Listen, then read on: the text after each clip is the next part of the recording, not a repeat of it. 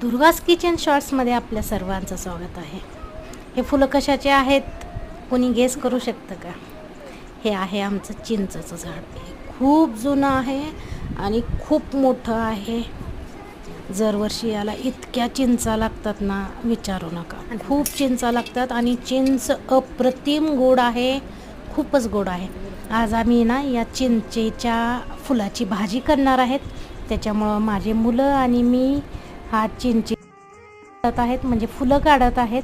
त्याच्यापासून आम्ही खूप सुंदर अशी एक भाजी बनवणार आहेत.